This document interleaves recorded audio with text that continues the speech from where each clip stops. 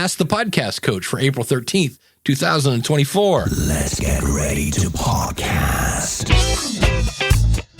There it is. It's that music that means it is Saturday morning. It is time for Ask the Podcast Coach, where you get your podcast questions answered live. I'm Dave Jackson from theschoolofpodcasting.com, and joining me right over there is the one and only Jim Cullison from theaverageguy.tv. Jim, how's it going, buddy? Greetings, Dave. Happy Saturday morning to you. Always good to be back on a beautiful Saturday morning on Ask the Podcast Coach.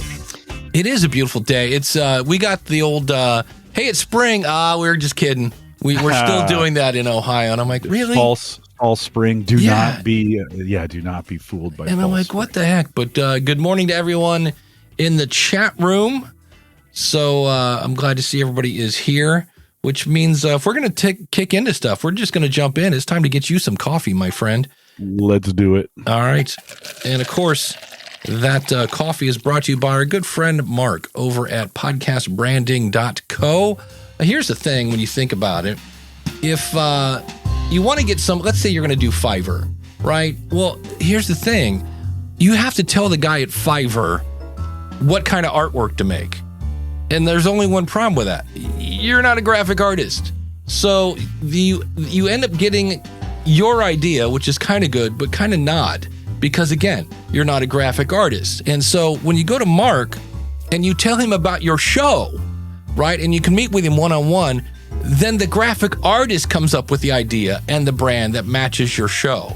Because if you were a graphic artist, you'd be designing your own artwork. Let Mark do that part for you. And the other thing is he does so much more than artwork. Anything, again, lead magnets, if you need a whole website, if you need a PDF, if you need a logo, everything is in one place, podcastbranding.co. Pick his brain, not yours. Let him do it for you.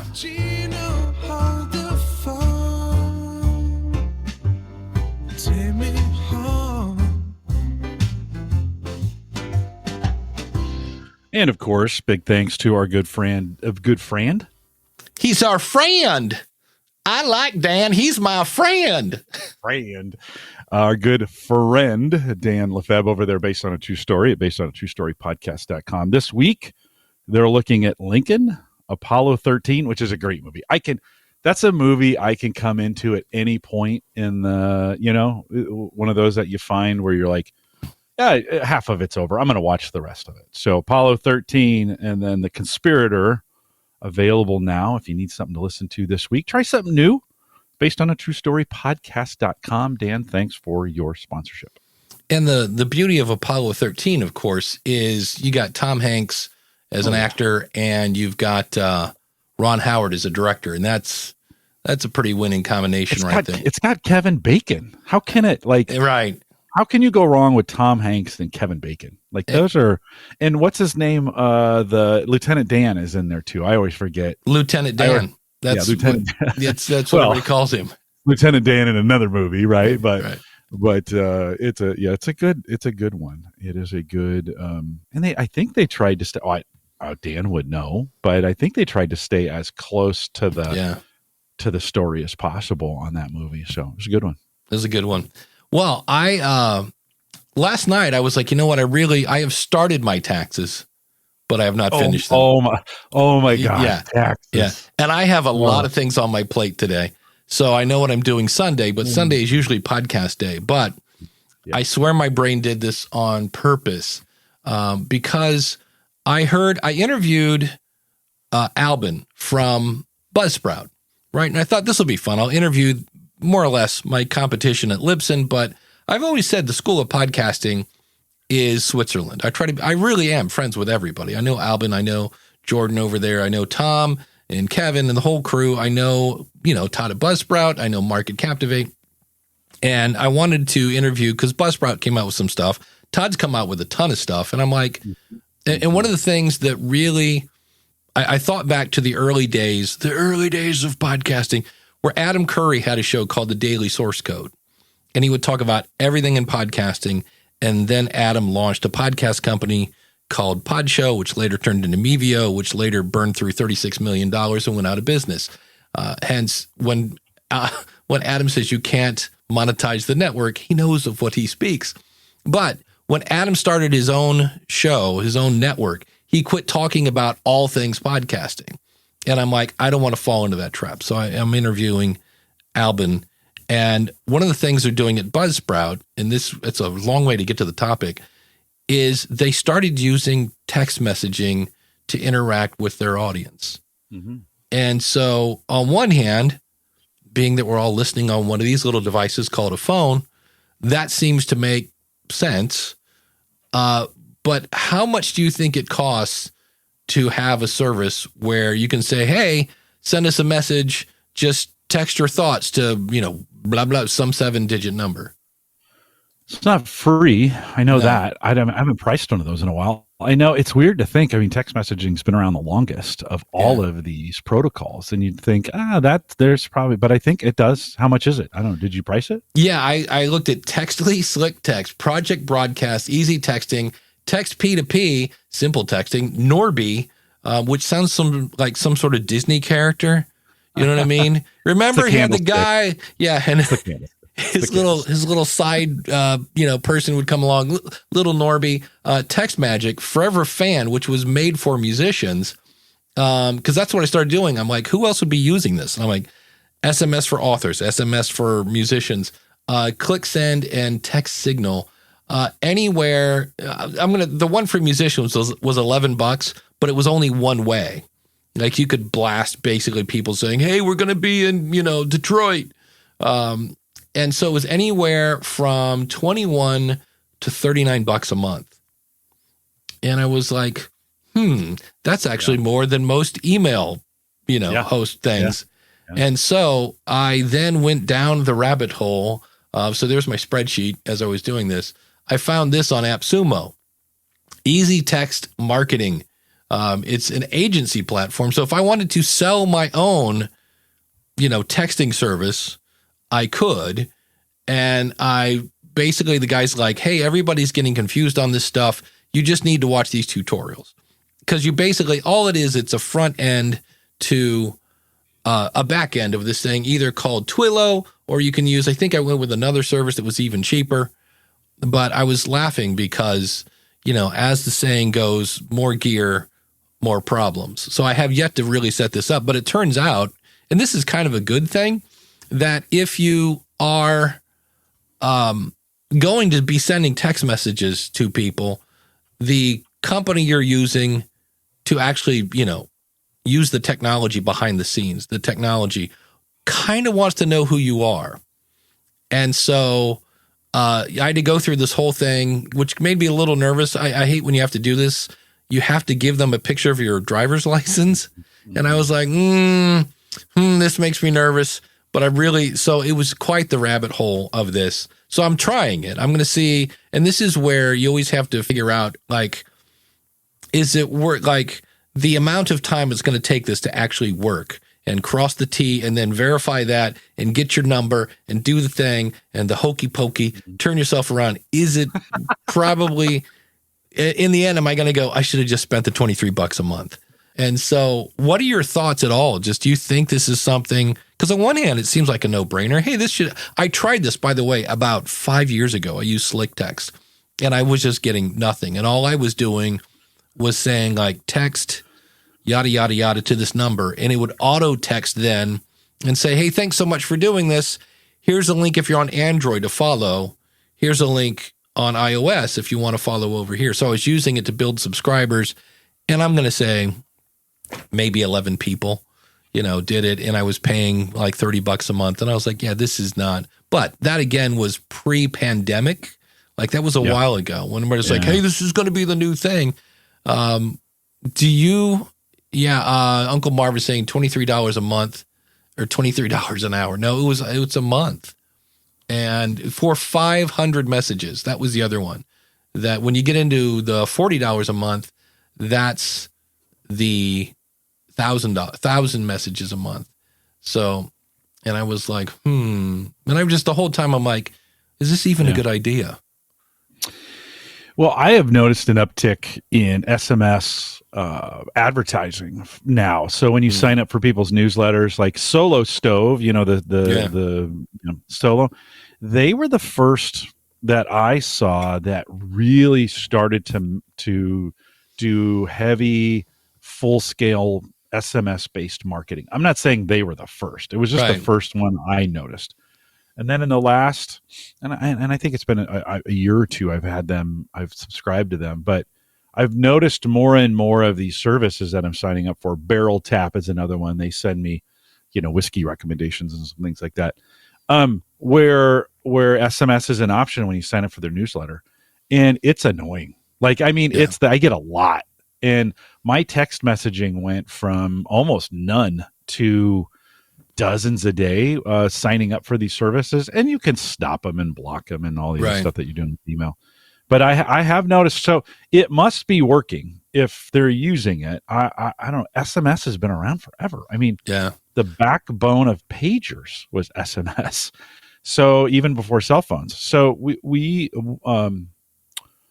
I think if your audience, if you've got a way to do it, I think there's some who probably even prefer that to a newsletter, to be honest, to get short SMS reminders. They don't like it, they'll just block you, I imagine. But because I thought, like, for those picked up, just to, hey, new episode. As much as I hate saying on social media, saying, hey, a new episode is out, that might be a use of that. Well, it's like anything. Like, so you say you purchased one of these services and you get 5 people to allow you to send a text to them. The chances of any of them doing anything based on your text, I mean, it's still a very small percentage. Solo Stove has been sending me texts for 2 years. I still haven't bought one of those things yet. Well, here's the question. Do you open the text though? Sometimes. Yeah. Cause that was, it, as I went to all these different things, they all have the same like stats, like 95% of texts are opened where, 38% of emails are open, and, X amount, and you can track the click, and there are all sorts of fun stuff you can do. It's basically email on your phone. Okay. But you just said, you made a key point. It's basically email. So here's going to be the problem. Right. Sounds cool today. Like, let's go back to SMS. Why? Because most people had abandoned SMS. Like, seriously, we all moved to Messenger, or we all moved to LinkedIn Messenger, or we all moved to Discord, or Slack. We got our own things, right? For a while, SMS was abandoned from marketing and some of those kinds of things. Well, I mean, email worked too for a while, but then everybody figured out you could spam to it.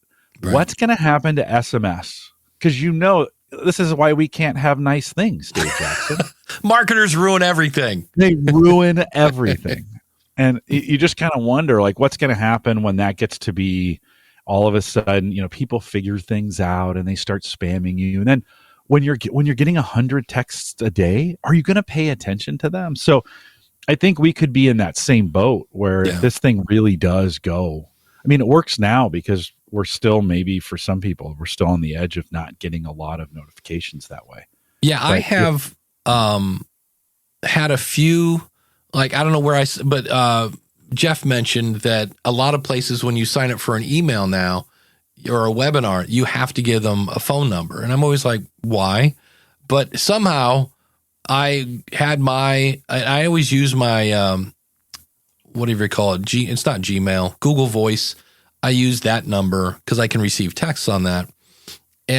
But I've had already a couple political stuff where it's like, we have to move now. They're taking the country, blah, blah, blah, support so. And I'm like, I don't even know. And that's the funny thing. I don't even know what the candidate is. Like, it's not like Biden or Trump, or it's just like, you need to do this now. The world is going to end. And I'm like, and to their credit, if you text stop, they stop. But I had like 3. And I remember there was one I text stop and the other 2 I didn't. And it was like 2 days later, it's like, the world is still coming to an end. You have to donate. And I was like, and stop to you. So I don't know how they got my number, but I was like, oh, here we go again. It does seem like stop in SMS works better than unsubscribe in email. I unsubscribed to dozens of things that still continue, to keep coming. Both the Democrats and the Republicans send me email on a regular basis. I'm like, stop stop. And they just don't seem to want to stop. So I'm not sure it seems like maybe the mechanisms on SMS are better for that than they are in email. It is, I mean, we have a neighborhood, there's a neighborhood app, right? You can go to that app and get everybody in the neighborhood. But I got a bunch of old guys in my neighborhood who we get together on a regular. I mean, I'm the youngest, so if that tells you anything about how old the neighborhood is, but they've all figured out SMS, and that's how we communicate with each other in the neighborhood. We've just got a group text feature that we use. I imagine in podcasting that could work well. If for some, the key, Dave, is this, I think, in podcasting, it's never about one channel. Right. You have to have a newsletter. You've got to have, if you're going to go SMS, you got to have that.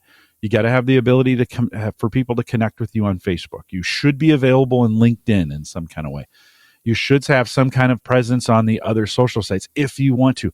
I think sometimes we think, as a podcaster, I just want one thing to check. Sorry. I mean, you can limit it to one. You're going to exclude part of your audience if you don't. We continue. It's funny in business. We think sometimes we need to make the process easy for us. And oftentimes that makes it difficult for the customer. Yes. And difficult, right?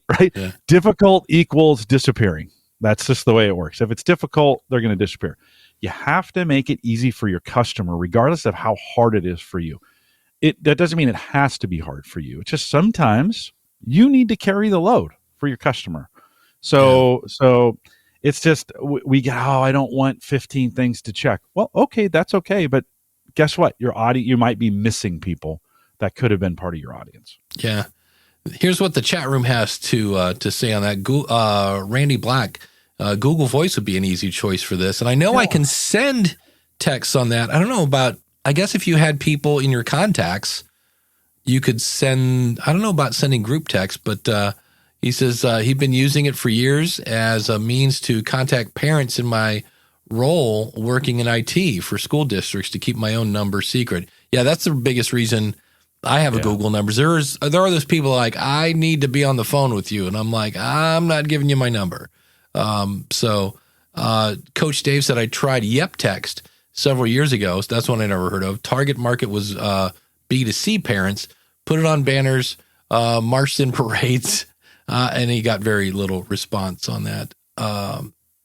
Rich says, Rich Graham, our voice over IP service has a SMS built in, and I turn it off because of spam. Yeah, where Coach Dave says I stood in front of 800 people and put up a Google number on the screen during my presentation, got hundreds of replies and subscribers in one speech.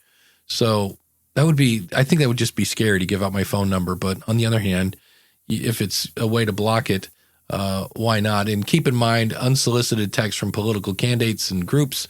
Yeah, that's an FCC violation. And last but not least, Jim, you just need to talk to Jeff because he says, I love my solo stove. Oh, yeah. It's totally worth it, he says. Yeah. This episode is brought to you by... I influenced on Home Gadget Geeks. I influenced quite a few guys to pick up a solo stove, and I never did. I still might. I don't know. I'm kind of torn between them. There's a couple other options. So. This is the one I could not remember. Thank you, Jeff. He said I used community SMS for a couple years. Didn't move the needle much, but that was pre-COVID too. Because I knew there was one, and I think that's it. That might have even been free. Like it was made for schools, and I'm like, well, I'm a school in quotation marks, and I just remember the whole time thinking, this can't be right. Because if I remember right, that's the one that was free. And my worry is, especially with phone numbers, you know, the old saying, if it's free, well, then you're the product. Yeah, and customer. I was like, I don't want my audience being, spammed because they signed up for my SMS tools. So I don't know. I will let you know how it, because in theory, it's like literally a half of a cent to send a text message. And then do you know what not SMS but MMS is? I did not. MMS I probably do, but it's multimedia. So now I can send pictures and I could send a voicemail, I guess. And I was like, all right, well, we'll see.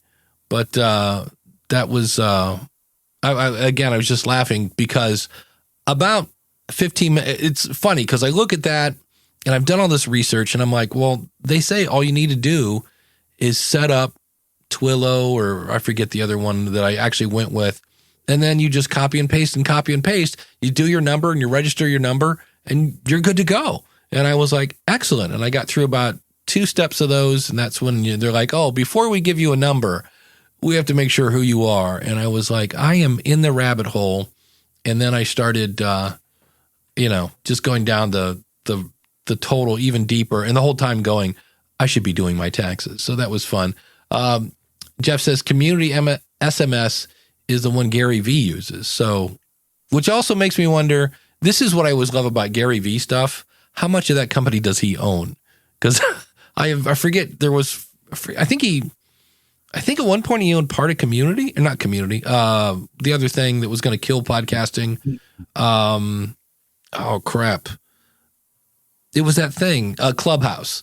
Yeah, it's like, I remember when he was all about Clubhouse, and then I think it came out that he had a chunk of that, and I was like, oh, there we go. That's always fun. Well, speaking of owning chunks, let's do this, Jim. Different than blowing chunks? Is that? Yes, definitely. Okay. Yeah. Oh, good. Okay. All right. So here we go. We're going to do, what is this website about? And Jim, you get to figure it out. So here it is. Awesome. It is, it's called Flight Story. And there it is. And if you're like me, you're like, oh, I know that guy. And you kind of look at it right now, and it's got all these flashy things. It looks like a gaming site. You've got, interviewing people. You got cartoons, lots of jump cuts. Any idea what this is, Jim? It looks like a service that takes your brand and gets it everywhere, or makes commercials for you. Maybe. That is a very good guess. It is Flight Story. The fun thing is that I have never heard of this guy. And his name is, do I not have this up on the other page? He was. It all looks like VR stuff. Is it all VR stuff? Well, it's, first of all, this guy's name, he does Diary of a CEO on YouTube. And so he's going to, and I promise I'm not going to fall down the YouTube is not a podcast thing. I promise. But he's going to help you promote your YouTube /podcast thing. Stephen Bartlett. And Stephen Bartlett apparently is a big deal in the UK because he's on the Shark Tank version in the UK is called Dragon's Den. And apparently he's one of the guys on there. And he is, Chris Stone is saying, Diary of a CEO. And so DR says, I watch a lot of UK TV. He's on the UK version of Shark Tank. Yeah. So apparently he is the Mark Cuban of the UK-ish. But I've seen him because he's interviewed really, like, you're like, wow, that's like an A-list celebrity. I'm like, who is this YouTuber that got Bono to come on his show or whatever? Or Lady Gaga, a couple other people. I was like, wow. And he does really good interviews. He is kind of one of those guys that, like, wow, this guy did his research, and it's just really well-researched interviews. And so the fun thing is his whole thing is about taking your podcast to the next level. And so we're all trying to figure out, so we go over and it's all video, and we're like, oh, we're back to the whole, okay, really what he's doing is he's going to take your YouTube channel to the next level is what it amounts to. And so I'll be interested to see. Here's the, I don't know if this is ready for a power rant, but let me play you a clip of something here. This does drive me nuts in terms of accountability. So what I'm going to do is if you go to weekly.podnews.net, they interviewed some people. So this is James and Sam Sethi, James Cridlin, and one of the companies is called Media Disco, James Allen. And you're going to hear him. And Jim, let's see if you can spot the part that drives me nuts. So we're just going to roll the whole intro because he has all their guests introduce themselves. So here we go.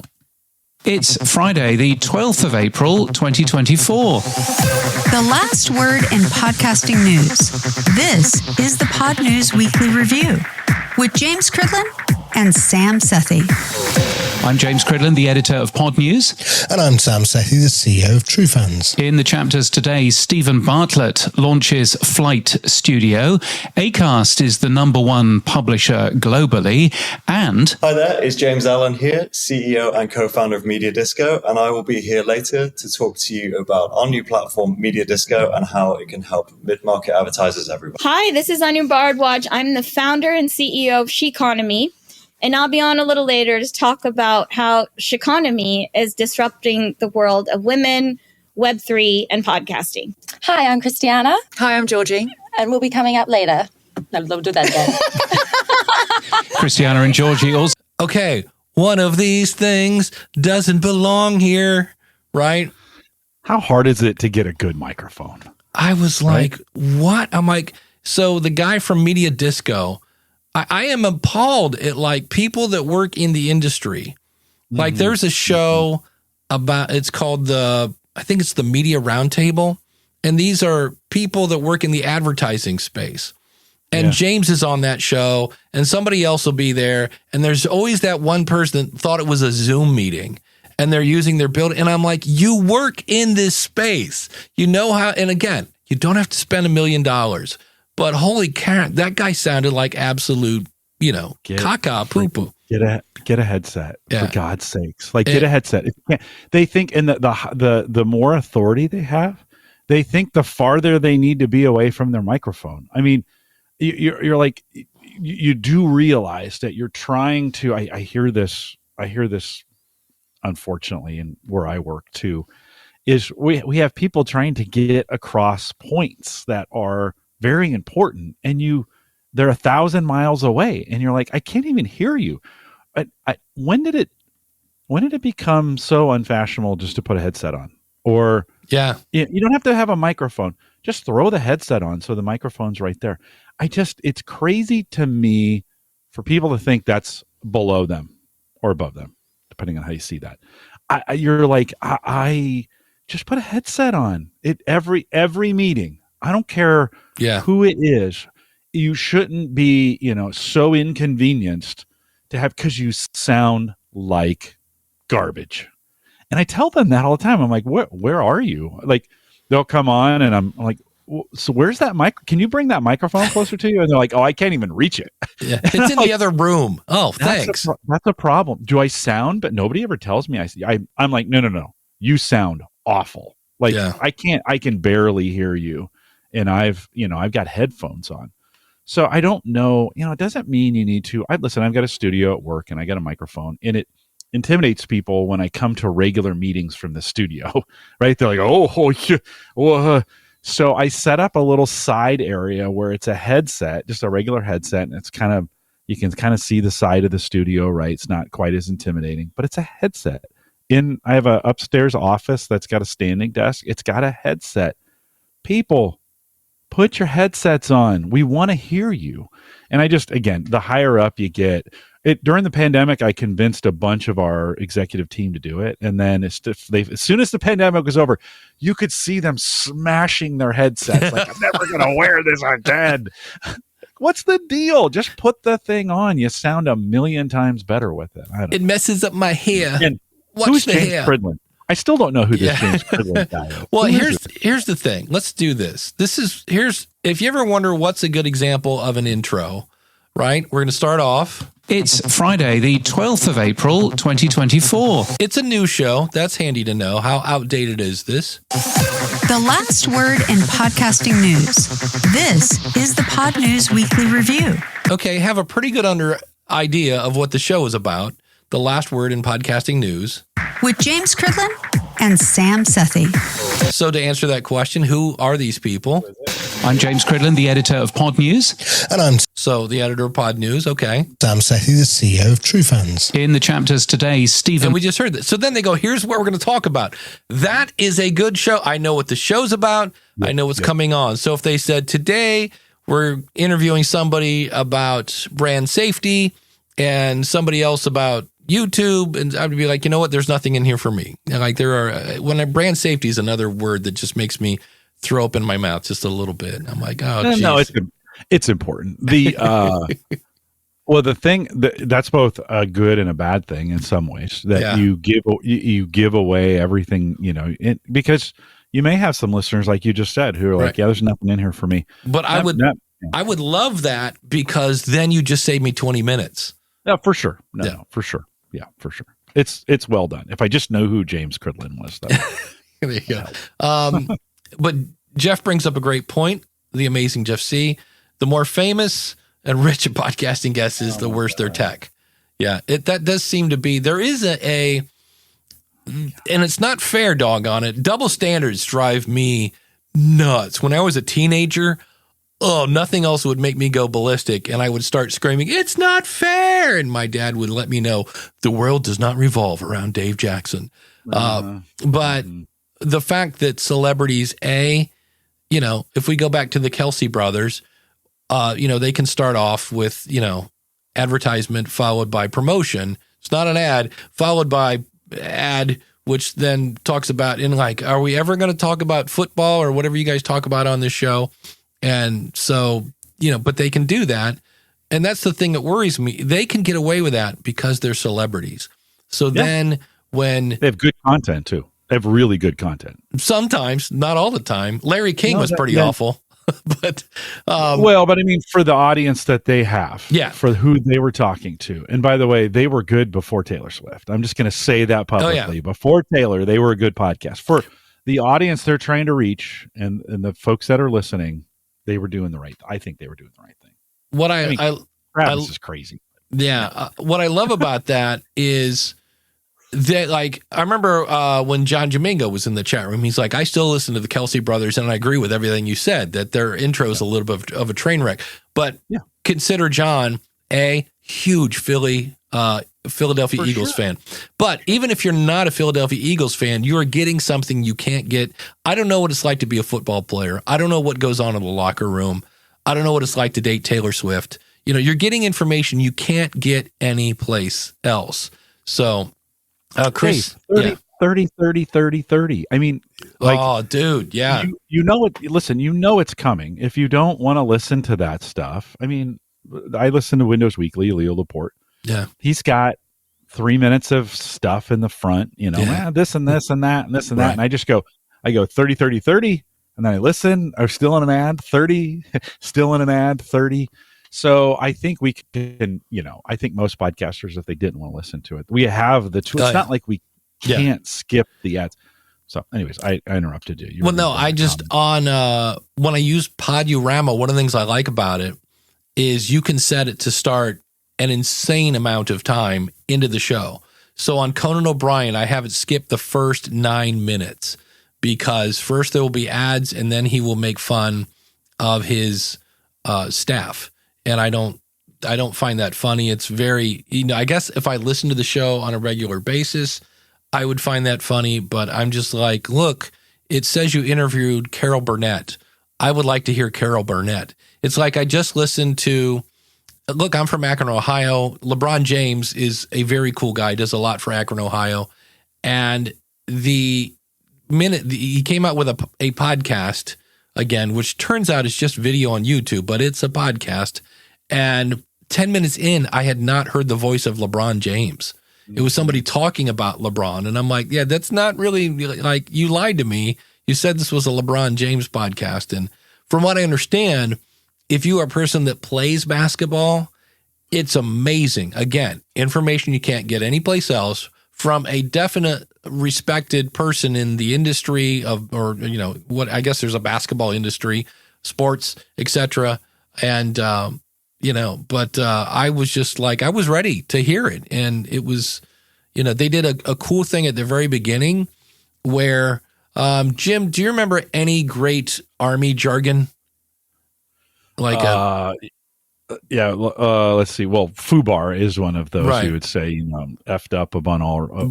But was there a gun or anything, or a part number or form number, where they're like, well, you had to fill out the B27865, Yeah, when you get out, it's a DD-214. Yeah, there you go. So there you go. If James, wow, now I'm very formal with you, James. James, hello. Hello, Dave. Right. Do I sound like James Quinlan at all? But when you say stuff like that, so they did that in that LeBron James show. They were talking about, you always block on the route out with the slant this. And I was like, well, again, unless you're playing basketball, you have no idea what they were doing. So they started off really good. I'm like, great, now bring on LeBron. And it was like, nope, we're just going to talk about X's and O's some more. And I was like, all right, well, what are you going to do? Jeff, they're talking about ads in the chat room. I think organic host-read ads are way more effective. A show about the best type of podcast ads would be an interesting one. There is one. It is, and here's again. So they, it's a show. I'm looking it up behind the scenes here, and it's where they listen to an ad and say it's kind of like the podcast rodeo show for advertising. And here's the other thing: when you let AI make your artwork, and other people have let your, done AI, everybody's artwork is really starting to look alike. Here's the show. It's called Ad Infinitum. And Ad Infinitum is the only podcast solely focused on audio ads, the creatives who make them and/or the latest thinking that informs them how the space is evolving, and a roundup of recent audio ads and analysis by Steve Redwine, VP Creative of Oxford Road. And each episode guest, Ad Infinitum, is presented by, of course, Oxford Road, and then a lot of links that don't go to anything. So it's always great in the description that you're trying to send people away from the app that you were telling them over and over to come to. But here's the thing. I listened to like one of their first episodes. They just have a few out. And they did the whole, it'd be like, hey, we're bringing Jim on. Jim has this amazing background to talk about audio ads because he's done ads and stuff, and he's very well then. Great. Jim, tell us a little bit about your story. And I was like, no, let's hear some ads and some critiques. Let's go, boys. And I was like, why? If the guy is on the show, all you have to do is say, Jim's worked in the advertising space for 30 years. He's got a Webby Award and a blah, blah, blah, and yada, yada. He's worked for this and Disney and Netflix, and here's his credentials. I don't need to hear his story. I really do not. I'm so tired of hearing people's stories. So there is one. It's just, I've listened to one episode. I did not unsubscribe, but that may be another one that I start like 15 minutes in, because that part was really entertaining. And I'm like, all they need to do is take their content, in my opinion, and swap it. Let's start off with the ad stuff, and let's hear about it. And now that this guy's given me some value, hey, thanks so much for your opinion on those 3 ads. How did you even get into the advertising space?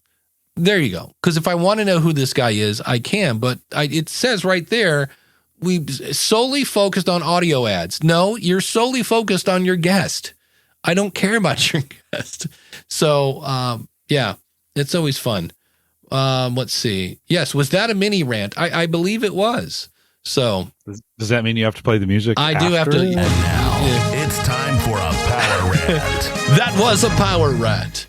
Yeah. Glad we got that figured out. Well, and Elsie brought this up on the feed that you have to be careful with AI. Again, AI will always get you 80% there, but don't just put something out. So what's happening is we're uploading files to, and I'll just say Castomatic. I don't know, insert AI tool here. And she goes, it reads it and blah, blah, blah. She goes, but it's trying to make, kind of clickable titles.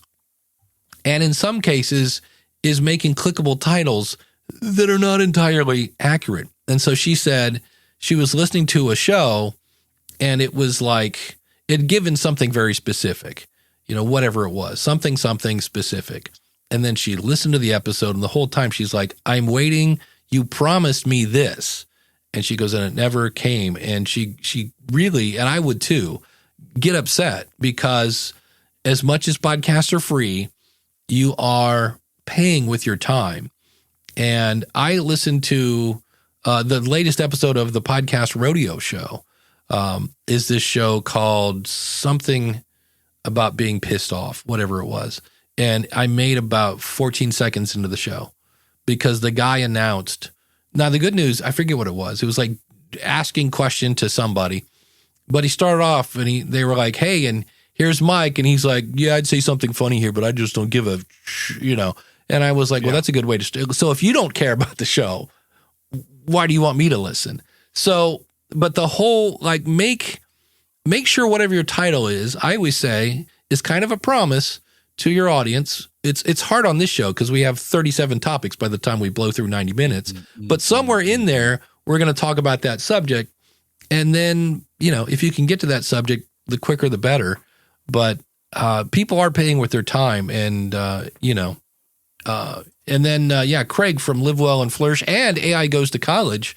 So he knows a thing about AI, says you need a human in the loop if you're going to use AI for anything important.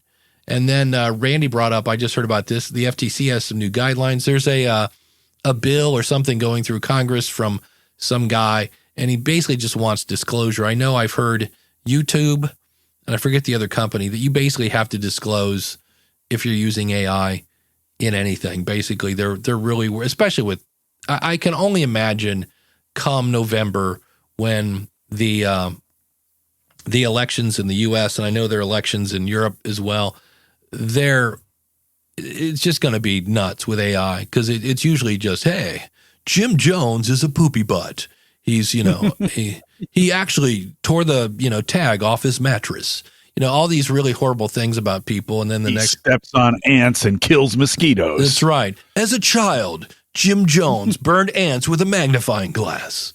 Don't vote for Jim. He hates ants. Yeah. So I'm so glad. Do you watch TV anymore? I don't. No. Not at all. Rich, wait a minute. We'll switch to gears here. Rich wants to know, what's your sports opinion about cold opens? Your hot sports opinion on cold opens. Will you take a chunk of audio from the episode and use that as the intro?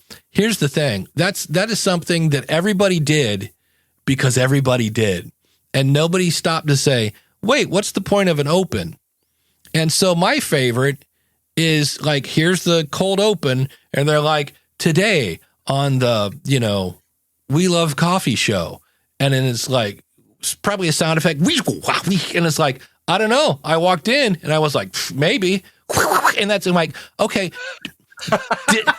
did that make me want to hear more? Like it's like, yeah. And my dad walked in with a red shirt. And I'm like, I don't care about your dad or his shirt. And here's the thing that got me is people would listen because they think they're Joe Rogan. They listen to 2.5 hours of this rambling nonsense. Wait, hold on. And now it's time for a power rant.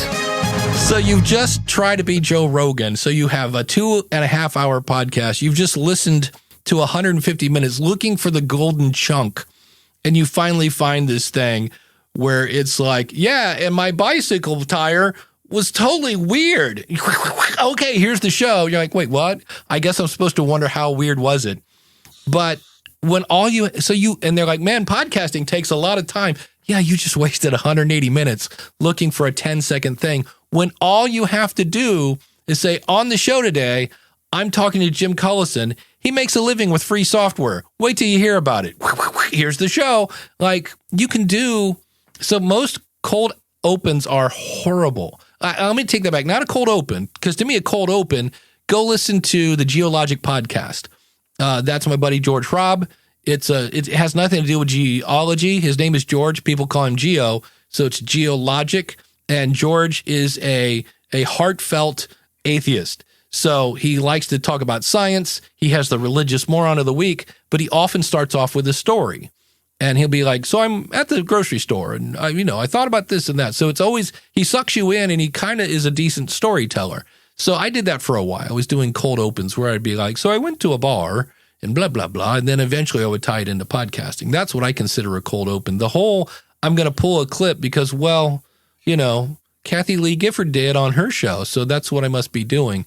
Most of the time they don't accomplish what they want. What their goal is to get you to want to hear more.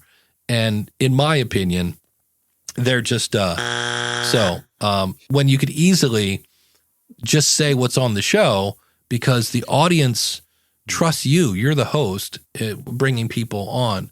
So does that, Jim, have you ever heard anything of those? Oh, for sure. No, for sure. Sometimes it works. Sometimes it doesn't. I understand the intent, right? The intent is to get some kind of juicy, like, oh, I want to hear more kind of thing. In podcasting, I am not sure that we need that solid of a hook all the time because you subscribe to it. It's not, in a lot of cases, people haven't found it on accident. It's not, if you had a situation where your podcast was showing up in a bunch of random spots and, people, you had 15 seconds to hook somebody, you want to make sure that first 15 seconds is the best. Okay. But in a lot of cases, those are your listeners. They're already hooked. They pushed play because they want to hear you. So can you do? Absolutely. Because in podcasting, you can do anything you want. So that's fine if you want to do that. Will anybody unsubscribe or stop listening to you because of it? Maybe Dave, but everybody else, probably you're fine. Well, and again, this is where skip. Yeah. No, so. I don't skip past. I've listened to a few podcasts where they do that, and you just go, oh, okay, well, I'll listen for that. I'll listen for that in the show or whatever. Where I think, unfortunately, I've heard it go wrong is not in the content; it's in the volume. Oh, right. They bring it in, and then they don't level it with the intro, so you get this really loud clip to begin with, and then all of a sudden the intro kicks in, and that's all real smooth and at a different level. And so that's where I've heard it go wrong is that first clip didn't get leveled properly. And you're like, it just comes blasting through your speakers. So that I'd be more concerned about that if you're gonna guys, level your stuff. Just make sure it's getting leveled. Okay. Well, it's amazing because I did this thing this morning and then I listened to it after I had published it and was like, wow, that's crap, Dave. What are you doing? Yeah. And in Hindenburg, I use a tool called, he said, trying to bring it up. I have a mastering track. So in Hindenburg, you have your tracks, and then you have one that's a master that says, look, everything's going through here.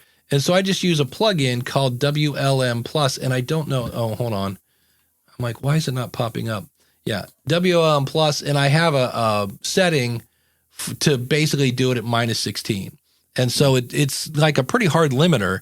And because Hindenburg kind of adjusts things when you bring it in, it does the whole little, usually everything is fine. And so I just did the rodeo show, but the rodeo show has a dynamic part in the middle where I go, we'll listen to the episode right after this. And then in this case, it was a 15-second about my newsletter. And the newsletter one was way louder than everything else. And I'm like, oh, you just did you just broke the rules, buddy. So I went back in and kind of adjusted all the volumes up, but I also need to double check.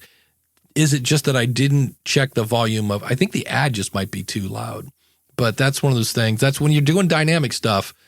And the bad news is then it's on every episode if your ad is too loud. And that's why almost every ad I ever do, I run it with that thing on so that everything's leveled at -16 LUFS. And it's one of those things I say it all the time.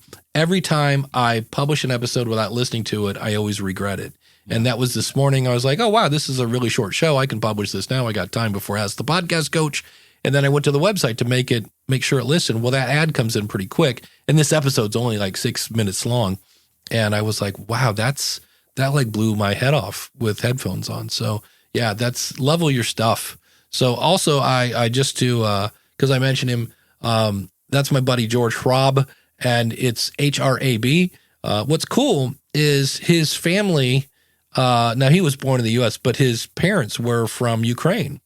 And so George is hilarious because he does so many voices, and he used to bring his mom on and then have her read Jay-Z lyrics. So he's just an entertaining dude.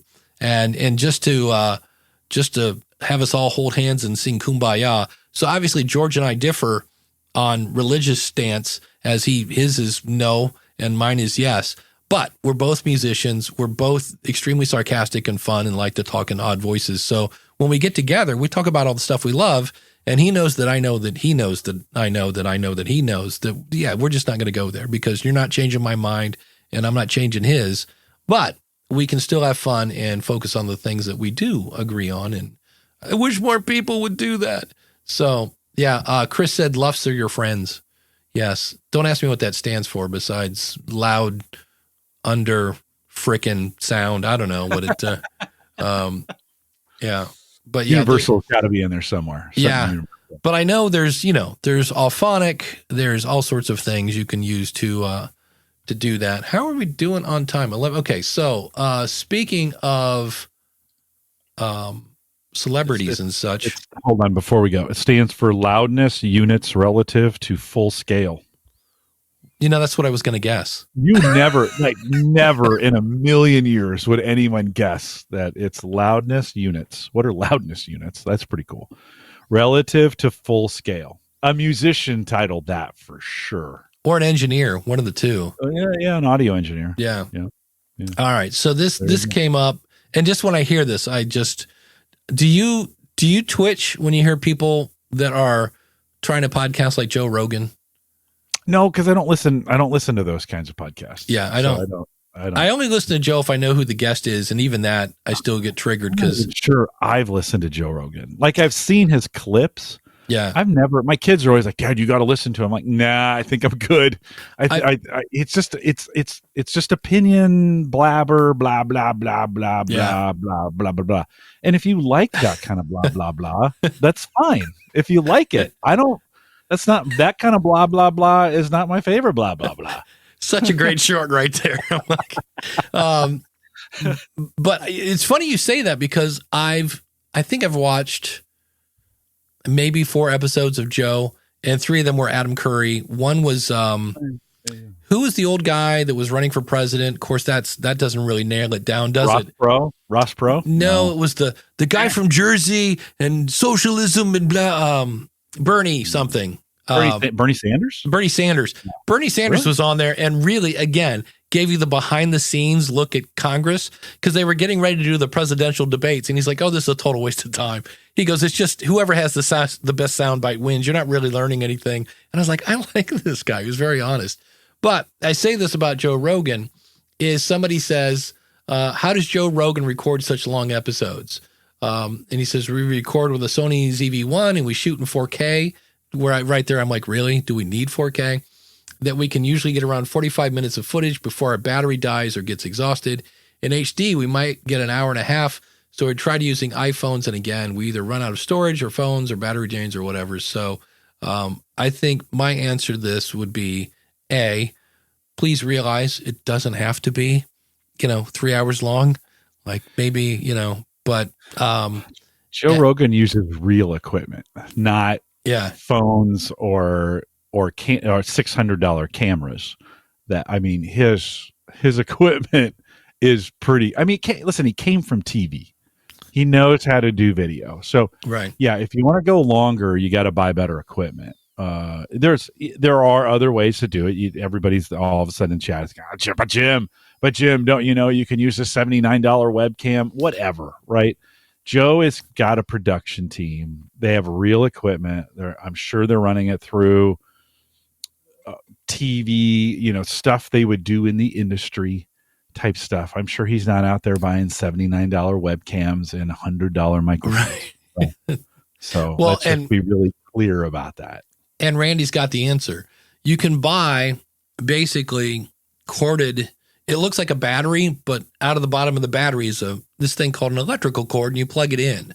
Or I think he said of the ZV-1, which I've got one sitting right here, you can open the side panel and power it via USB, and then plug the other one into an HDMI, which is what I should do, but I'm not. I just like it on the shelf because it makes me look cool.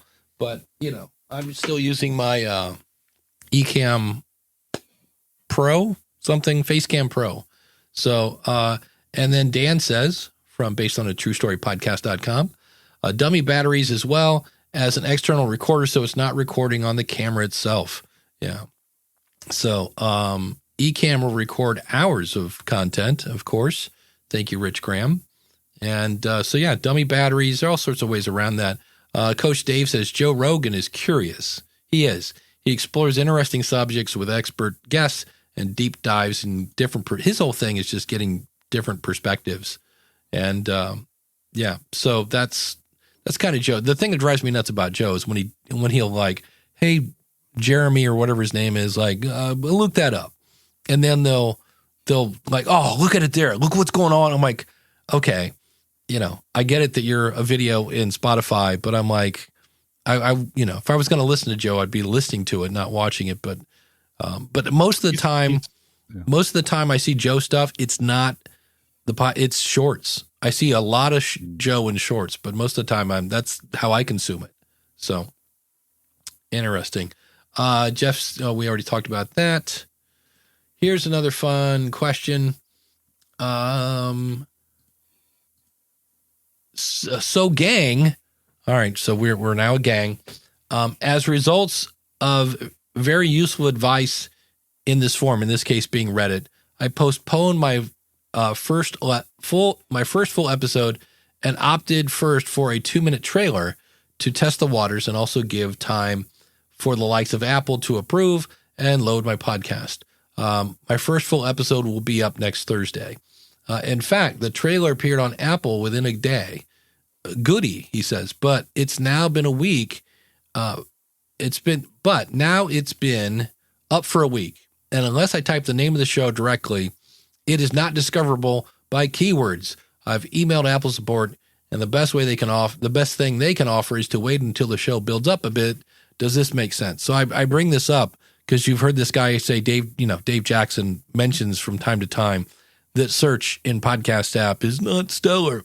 So that's where he could go into Podcast Connect, click on your show, and in the bottom right-hand corner, there is the link to your show in Apple. And so I keep saying, please, is your podcast lost? Why are you saying, find my podcast? You should just say, go to, askthepodcastcoach.com/follow.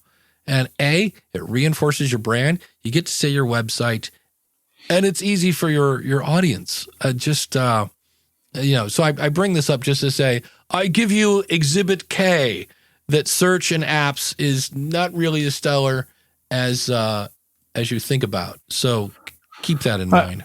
I don't think it's wrong to necessarily expect Apple search to work. I think this is where new people coming in, they haven't heard all the things, things we've repeated 1,000 times on this stuff. I don't think it's wrong for them to expect that. And they're just asking, right? They're just like, hey, shouldn't this work? And you kind of have to go, no, sorry, it's not. It's not. I have to answer these. I get these kinds of questions all the time from folks at work. Like, shouldn't it be this way? And you're like, well, it should, but it's not. So, and they're like, well, can't you report that to support? Well, you can. I'm sure thousands of people already have. So is there a place isn't there a place we can go and see what's being worked on? In theory, that would be nice, but no, it doesn't exist. So you just, it cracks me up when folks come to that conclusion and you're like, it's like download stats. Our download stats took a pretty good beating in January when Apple made the changes and did some other things to it. Right. And we also slowed down our publishing schedule. I went from kind of weekly to every other week, all on purpose. And things slowed down. And I was meeting with one of our social media folks, and she said, "Aren't you worried about that?" Should I be? Like, there's nothing I can do. Right. It is what it is. Apple changed some things. We slowed down some things. I'm not concerned if the download numbers are just like, they're just an indication of I already know two things that are against me right now, Apple and that I slowed down the schedule. I could pick up those numbers if I would just publish more content on a regular basis. It's just not what we're doing right now. So it's just one of those, it's one of those things where, people jump in and they're like, I need one thing, or why isn't this working? Well, we need to kind of see they're stuck on a tree. And they really need to kind of look through for the forest for all the things. But I don't blame them, Dave, because they don't know. There's so many things in the industry that are wacky. Yeah. It's still young in a lot of ways, and there's still a lot of battles going on over standards and what are we going to do. I mean, this whole podcasting 2.0 thing. Yeah. Most people are just confused. I don't know. We do have a cool update. I mentioned True Fans. That's Sam's thing, truefans.fm. Very cool now that I can go to True Fans because his is not an app. It's a web app. And it looks like an app, smells like an app, but it's actually not an app. It's basically a little baby website that when you put it on your phone, it looks and smells just like an app. And because it's not an app, he doesn't have to go through all the hassle of working with Apple and Google. And I filled up my wallet yesterday and could actually put just a good old-fashioned whatever I wanted to card on it and filled up my wallet and kept on streaming Satoshis. Now, the bad news is there are things in True Fans. Sam likes to experiment a lot. And so I saw him at Podcast Movement Evolution. So I'm like, hey, I'm trying to do this thing with your playlist. And he's like, oh, yeah, it's not finished yet. And I was like, oh, well, that explains why I can't get it to work. So in terms of like potential, True Fans could be a monster of an, in quotation mark, app. It's got every feature under the sun over there. So that was exciting in terms of podcasting 2.0. I'm like, oh, that's a much easier way than you have to do this and, double authentication and what was your dog's name when you were in the second grade on the third Tuesday of the month under a full moon kind of question just to like make a transition, which as you might imagine makes people a little worried. Randy has a great point. Oh, wait a minute. Reddit is a useful forum. Yeah. And then Coach Dave brings up a great point. The guy from Hot Wings tends to pull out surprising thoughts and insights from guests we would not expect. People I thought were dummies, like a surface impression, turned out to be pretty interesting. Yeah, if you haven't watched Hot Ones on YouTube, that guy is Sean something. I want to say Evans. Phenomenal interviewer. So many times people are like, whoa, wow, where did you did your homework. Holy cow. Oh, I hear that all the time on that show. Doesn't that seem a little disingenuous? I've watched those. Yeah.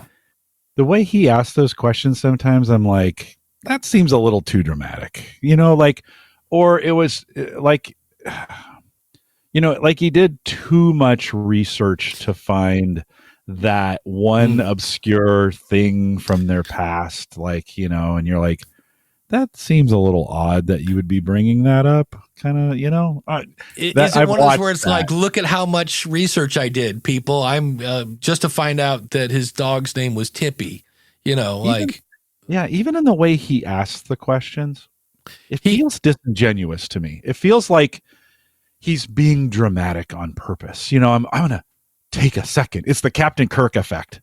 I'm going to take a second and leave. Long pauses, and I love the premise of the show. I do. I've watched those, but every once in a while, you ask a question, you're like, you guys are eating freaking hot wings. Like, let's not, I don't know. I get it. I just, every once in a while I'm uncomfortable with his style. It's a little too dramatic for me in the way he does it. Well, he does something, and because it's video, it would be hard to chop out. I do this occasionally. It'd be like, well, I know you did this, and in your first book you said this, and da-da-da, and you had all background, question. And when I edit that in audio, I just do the question because the audience doesn't need to hear the background. I just gave the background to the guests so they knew kind of where I was going. And so, but he when I was watching one, and it really was like, here's all the research I did, yada, yada, yada, yada, blah, blah, blah, blah, blah. Do you think this is why you such and such? And I was like, wow, that's a Dave Jackson question because he gave a ton of background to the person. And I'm like, if that was me, I would have cut that out. But if you haven't seen, I almost thought it was fake. I think it was Rich that said Conan O'Brien was just on that show and explained, that he grew up with no spices. So he's like, this is going to be horrible. And then chomp through them like his mouth had no feeling at all. It was very bizarre and there are times when I think Conan, I have a weird love-hate relationship with Conan. He was on the Tonight Show and he always ends up yelling or something like dramatic or something. And I'm like, oh, here he goes again. He's going to wiggle his hair around. But I like his interviews. That it drives. Yeah. So here's something we need to bring out. Go ahead. But that's Conan. Like, I think that's authentic Conan. We've known him for so long, and that's kind of what he does. Yeah. And so it's not like he's making that up for the show, or that's all of a sudden there's this new thing that pops in. So I saw that I saw the picture of it. They have a good thumbnail image. Oh yeah. And he's smearing the sauce all over his face. He was going crazy. He's so funny. He is a funny dude. Coach Dave says about Sean Evans, like it or hate it, how does he find those nuggets? Yeah, that would be, he's got a team somewhere that's, I remember when I was talking to Jordan Harbinger, and he said a lot of times when he's doing research, yes, he'll go listen to other interviews, but he always goes to their social and then goes way back, because he goes, in some cases, you'll find out that they were skiing in Aspen, and he goes, he'll use that not as the interview, but that might be the thing he talks about before they press record. So now they've got something in common. Yeah, I think he asks them. I think this is all pre-planned. Listen, you don't bring a celebrity on and then pop a surprise. You don't. That's not in a lot of those cases. That's not happening. So I kind of wonder if it. We're saying research, and maybe there's some of that. I don't want to disregard it, but I think he has a pretty good form, and they work through the PR of those guests to say, hey, we'd like something unique. Different. We don't want to surprise the guest. We don't want to you've got hot sauce. Yeah. To Jeff's point, I'd be dramatic too if my mouth was shooting flames out of it. Listen, they're in a vulnerable moment, and the last thing you want to do is like, yeah, tell me about when your dad died. Yeah. And that's a super sore subject. So, that's not happening. So I'm pretty sure, I'm sure a little bit of research. I think it's probably mostly done between the PR firms to say, hey, we're looking for some unique, Wow. We're looking, I know, I gave the peace sign, and the balloons came up. I think it's done between, and not that we can't do this, but I think the PR firms are working saying, hey, what are some stories we could bring up that would be okay with the guest? And then, and you listen, you can do that too. I was just on Jeff C's show on Friday, and he sent me a form, and there was I think I remember a question on there of things to, you asked me some things we could and couldn't talk about. And you can do that too. You could say with your guest, hey, I don't want to do everything everybody else does. I'm looking for something you'd like to talk about, a question you don't get asked very often. Ask your guest that. Yeah. And let them provide that information for you. So you don't have to go find things. For the love of God, do not surprise your guest with information or something that happened to them that's sensitive. Don't do that. Don't think you're doing research on that. And if you think if you found something in their background, ask them beforehand, is it okay to talk about this? Do not, don't do you're not an investigative journalist unless you are. If you are, then do those kinds of things. Yeah. Daily Sports History says it helps. His questions are great and deep, but they are also most always positive. The other thing is, as I think about that show, because they switch from camera to camera, it would be fairly easy to edit out bad questions and bad answers. Yeah. And not know it. But yeah, speaking of Jim on Jeff's show, he said stuff like this. And our differences. What do you do better? Hold on a second. I'll use Dave Jackson as an example. Dave and I have been podcasting a long time together. There are definitely some things that Dave does better than me and some things I do better than Dave. We talk about them all the time. Those could be a point of contention in our relationship. But because we know them, have identified them, we talk about them, then all of a sudden it doesn't cause conflict. Conflict in team relationships often leads to sabotage or you think, hey, we're doing this thing together. We both want to be successful. Well, when you have conflict, what we have found in our data at Gallup is that conflict will actually cause self-sabotage. There you go. And I will put a link to that. I did not give you permission to play my voice. Neither did Jeff. So sue me. I'm promoting your show. That's it. We're over, Dave Jackson. We're over. But let's see. We'll hit this one. Now, actually, we'll do this, and then we'll talk about Apple. DR had a question. So the first thing we need to do is, of course, thank our awesome supporters. We do thank everyone. You can be an awesome supporter by going to askthepodcastcoach.com/awesome. And the show is brought to you by the School of Podcasting.com. We have everything you need over there. We've got step-by-step courses. You got unlimited one-on-one coaching and an absolutely kick-butt community. We just had a couple people sign up this week. I'm really excited to see what they're going to pull together there. And you can save by using the coupon code COACH when you sign up, and that'll save on either a monthly or yearly subscription. And Ask the Podcast Coach runs on Podpage. Speaking of AI, Brendan's getting ready to roll out a feature that you can basically point it at your episode and it will write a blog post. And so it's not duplicate content because it's not your show notes, but it's going to be a blog post that then points at your episode. And based on some SEO guys he had on a webinar, that helps boost your SEO. So that's coming. If you want to check out Podpage, check out trypodpage.com. That's my affiliate link. And if you, I forgot about this. We're using Ecamm right now. I love Ecamm. If you go to askthepodcastcoach.com/Ecamm, and that is ECAMM, because is it good? If you need more Jim Collison, then go over to theaverageguy.tv. I did find out if I go back, I might go to this thing. They're doing a thing in somewhere near Boston where people park the car, some sort of like Ecamm camp thing, creator camp, I think it is. And I'm like, I might have to go to that. That would be fun just to hang out. It's an intimate gathering. So I have my eye on that. I need to figure out exactly, just because anytime you go to an event, you're blowing away at least $1,000. And I'm like, that could be interesting. But if you want more Jim Collison and you're like, look, I blew through Jeff's episode with Jim, I need more Jim, there's tons of it over at theaverageguy.tv. And it is time for our awesome Wheel O' Names, where we pick the awesome supporter. You can have your name could be right here on the Wheel O' Names by simply becoming a $20 supporter. So you could be like Glenn Hebert. You could be like, all sorts of people here. Felix, you got Ralph from AskRalphPodcast.com, Ross Brand, Craig from LiveWellAndFlourish.com. So we'll hit shuffle. We will hit spin. I think that's this thing. It's been a while. I'm rusty at the Wheel of Names. There we go. And round it goes. And it is going to land on the same guy from last week, 2 weeks in a row. It's rigged, I tell you.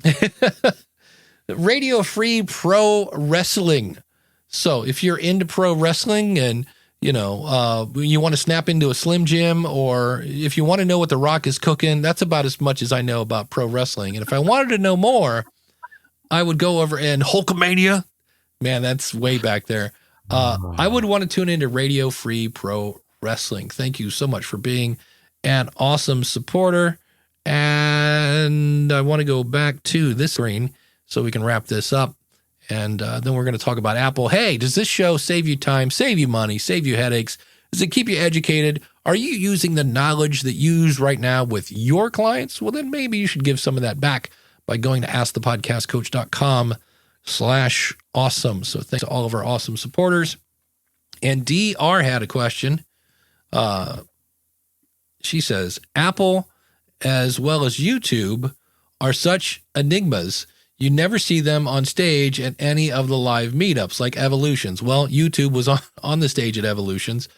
So we are always trying workarounds to make things work. And Apple actually had at least 4 people there. I talked to one guy, and he was an engineer, and they're trying to figure out how to record and produce a podcast on an iPad. Like, we're talking about all the different things and things you would have to do. And then Ted is the guy from kind of the podcast team. And so like he came up to Libsyn and said, hey, you know how you guys use 64-bit something when we let people add images to their show description? Well, as things have changed, he kind of said, you guys need to come up with a new way of letting images. I guess there's a better way. because occasionally that will break feeds. So Apple is there. They're usually there. You just got to know who they are. And they're not hiding. They have Apple right on their tag. So Apple is one of the ones. The thing that's weird is at times you will get a hint of something, but as is always the case with Apple, they're pretty tight-lipped. But the one thing that Randy just put out is they are now adding. So, Jim, we talked about Taylor Swift, right? Have you ever heard of Taylor Swift? Taylor Swift, Who? yeah, I think Never she's a heard of singer. her. Never. She had a really productive tour. I think it was. I know Travis Kelce, but Yeah. Is that? Yeah. Okay. Well, they are now they are searching your transcriptions. So don't say things like, I don't know, Pamela Anderson naked, because that you could, in theory, spam your transcript. I give it a minute before some people just keep saying whatever the top show is on Netflix, or so that'll be interesting. But it's because Rob did a test at Libsyn to prove that they're not searching your description, and that apparently is still true. So if you're spamming your description, but Ted was like, you might want to go back and check. And he searched because he put in some sort of like just weird code that nobody, like it wasn't even a word. And he searched for it and it came up, and it was something he had said. He actually said the code. It was like, oh, BX9275H $# whatever. And he did a search for that, and it came up because he had said that code in the feed or whatever show he was doing, some sort of test show. And it proved that Apple is now searching transcripts. So I'm like, it's only a matter of time till. Why wouldn't they? I mean, they spent all that money to make them. They didn't make them for us.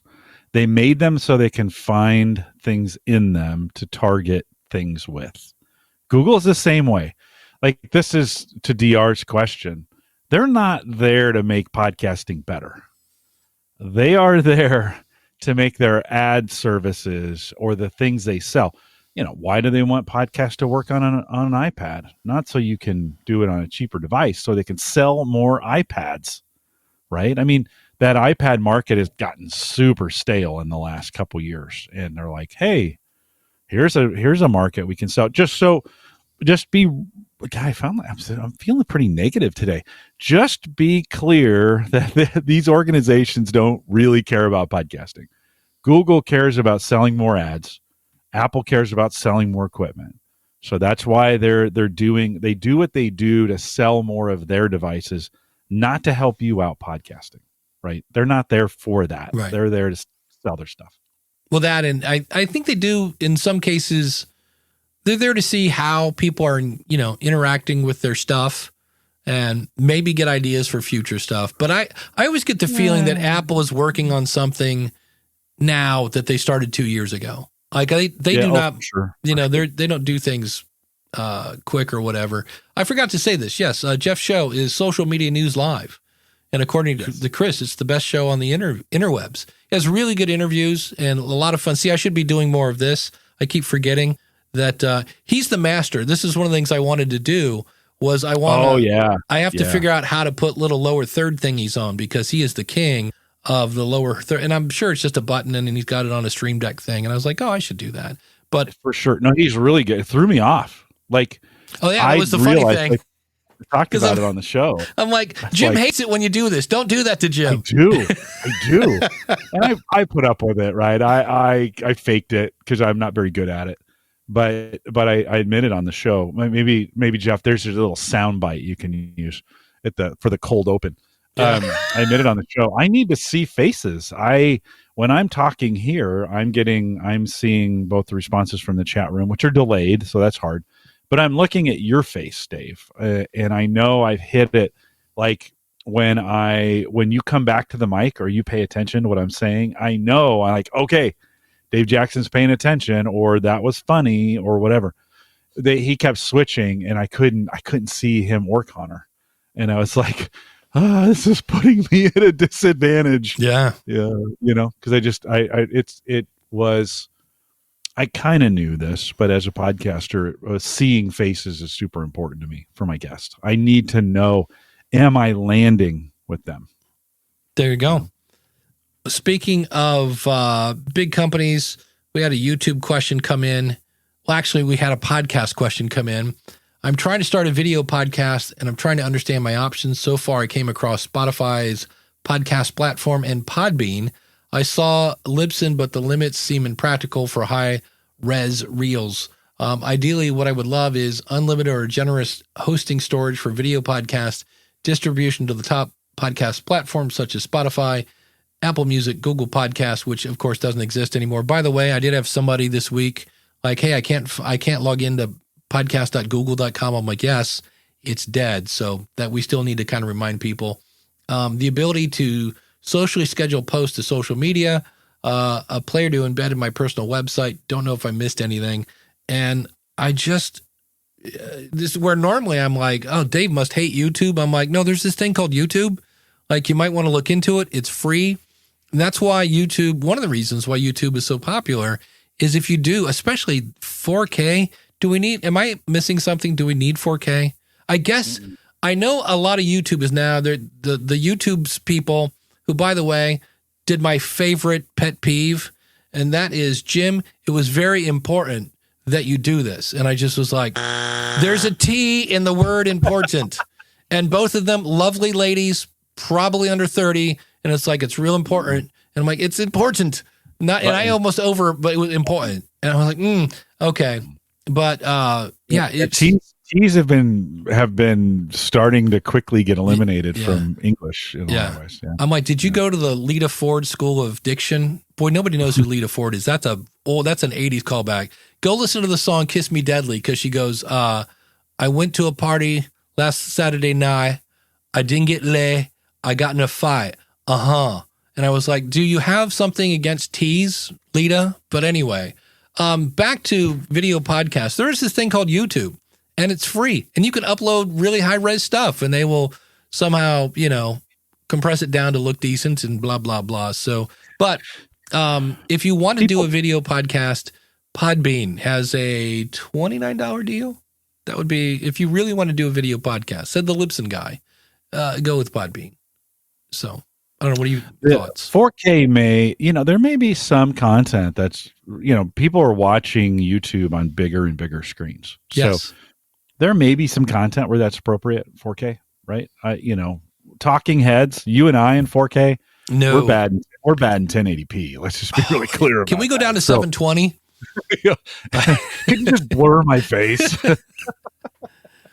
I could. I know just on a Mac, I can go into my camera and do all sorts of fun things to make me smooth and shiny. And I'm like, I got enough smooth and shiny. I noticed that my hairline, which used to be going up my forehead, is like, I ran out of 4. Like my hairline now starts on my head. And I'm like, come on. It happens to us, Dave. It's but yeah, I've been gifted with a little bit better. It's still creeping its way backwards, but I still got a pretty good. Well, I was worried not to make it the bald show, but if you look at celebrities that are kind of our age, there are a lot of them where the hairline is, and I'm like, all right, but I have one. You can pay to have that fixed. Yeah, I have a grandpa and my dad kept their hair, and I'm like, yay, dad's genes. And then my mom's side of the family, you live forever, but you go bald. And I'm like, can I not get a mix of the two of them? So not that. And then we'll wrap up with this one. Not that you guys can read this, but normally I shoot for episodes that are about 30 minutes each. I run a history podcast, so all the episodes are usually scripted with a bit of wiggle room. If some lines prove to be awkward when spoken, or if I just keep struggling and need to reword it. For some of these, I end up around my goal, which again was 30 minutes. But some topics, I've got the side topics that expand on what I'm talking about, but I don't have enough to make a full episode from. So I've got this little bite-sized thing. In the past, I've just tied these into the end of the episodes, but sometimes they're just not long enough to make a full episode, but would be kind of awkward stuck at the end of another episode. It's like sticking a full book chapter at the end of another with no breaks. Sometimes when I hit these situations, I just save it for the end where I'll talk about it. Sometimes that works, but for others, it doesn't really work. The long short of it is, when you have a shorter than ideal episode, how do you usually handle that? For all I know, I may be overthinking this. And that, my friends, I think is where he's at. because my last episode, I think, clocked in at 30 minutes, and usually they're around 40. I don't really have a goal. I talk about a subject until I'm done. And when I look at it, I go, oh, we're at, 28 minutes. I can do one more little baby one. I look up, I'm like, oh, we're at 34 minutes. That's good. And so that's what I did last week. I'm like, hey, if you're a regular listener of the show, you're going to go, hey, this was about 10 minutes shorter this week. And I go, I'm out of content. I'm like, I could sit here and ramble on for a while, but I don't have anything else to say. And so for me, because the stuff I listen to is often weeks old, because I've got this giant, pile of podcasts. I don't even look at the length. It's the one that came on after the one I hit play on. I don't know. Do you care about how long a show is or anything? No, not generally. I mean, we've talked about this when, what's his name? Dirty Jobs guy. Mike Rowe. Mike Rowe, yeah. When he went from 7 minutes to an hour and 7 minutes, it was like, okay. I just didn't like the content. I was not looking I liked his produced short for the, a podcast for the short attention span. I liked that content and I like his stories. I just didn't get connected to his producer who he was bringing in, his buddy he was bringing in. That just didn't work for me. But I mean, just this week I did a shorter show and I think it's okay. Just do what you have content for. Yeah. And because that was an extreme. He went from like 9 minutes to 90. And I'm like, I'm and he even said, for people with a short attention span. Yeah, it started that way, right? Dan says in chat, how long should a book be? I mean, how long should a movie be? Well, I mean, that question, Dan, there probably is a limit on the movie side of things. At some point, I don't know, Peter would play a 5-hour movie. Lord of the Rings got close with some 3 and some change, 4 and some change. I can't remember how long those were. But I don't know. It's a good point, right? There isn't necessarily a set length. Do what you feel is. Do what you feel works is best. I'm trying to find it in my book. Wait, you wrote a book? I wrote a book. When did that happen? Profit from your podcast. What's the name? Awesome. Yeah. That's in fact, I've never seen that before. Right now, if you go over to profitfromyourpodcast.com/book, you can actually get the audiobook, even though it's not officially done yet. And as a new kind of pre-order kind of thing, because you get right now, in fact, I'm hoping to record chapter 4 today. There's like over an hour of stuff there already. But you can then ask questions, which will then be used in the bonus stuff. But I just see at the end, membership site tools on page 156 as part of the appendix. But that was the problem with the book. I had to provide X amount of words. So that was one that I was like, if it was an indie book, that part of the appendix would not be there because I knew the minute we published it, that section of the book was going to get outdated. And I was like, really? And they're like, well, we need more stuff. And I'm like, but it's done. And they're like, nope, we need more words. And I'm like, words, more words. So that was one of the downsides of being, officially published. So also one last thing in the news, the StreamYard, which we all know and love, which was bought by Hopin. A while ago. Yeah. Not recently. Hopin has been bought by Bending Spoons is the name of the company, and they are the owners. And I was like, oh, okay, because sometimes when companies get bought, you go, oh, is that a good thing or a bad thing? They are the owners of Evernote and Meetup. And when I first heard that, I was like, not really companies I'm a fan of anymore. I hope they don't ruin StreamYard because I really like the guys at StreamYard. It's a great product. And hopefully, but yeah, Hopin was bought by Bending Spoons. So, which I thought was just a folk group in the 60s. Ladies and gentlemen, welcome to the stage, Bending Spoons. And then this blonde with long hair would come out and a guy with a headband singing about peace and love and making balloons fly up in the air. Anyway, with that said, Jim, what is coming up on theaverageguy.tv? Yeah, I'm getting a little more comfortable with solo podcasts. I took 3 weeks off and came back solo, and it was kind of fun. So, you know what? I didn't say sorry once either. I never apologized. I took 3 weeks off. I said, it's great to be back. Boom. That episode is published and available, homegadgetgeeks.com. There you go. On the School of Podcasting, a couple months ago, one of the questions of the month was, what are the things you're going to continuing in 2024, and what are those things that you're probably going to put on the side? And the number one answer to here's something that doesn't work was social media. So I went out and found Katie Brinkley, who is a social media strategist, and was kind of like, all right, we know social media can work, because otherwise, why would everybody be on it? And I'm like, so what are we doing wrong? And she's got a kind of a 4-tiered approach that we're going to go through. So that is coming up on the School of Podcasting. Remember, we are here every Saturday morning, 10:30 Eastern till noon. AskThePodcastCoach.com/live. If you like the show, hey, how about sharing it with a friend? And also, if you hate the show, can you do us a favor and share it with a friend? We'll take anybody. It doesn't really matter. Thanks to Mark over at podcastbranding.co and Dan at Based on a True Story Podcast. Check out Jim at homegadgetgeeks.com. Check me out, schoolofpodcasting.com. Don't forget to use the coupon code COACH when you sign up for a 30-day or yearly subscription.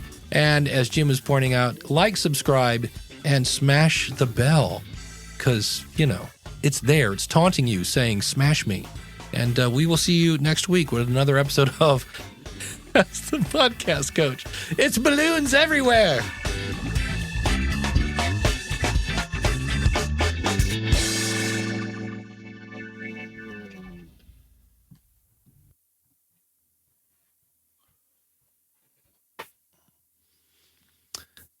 And years later.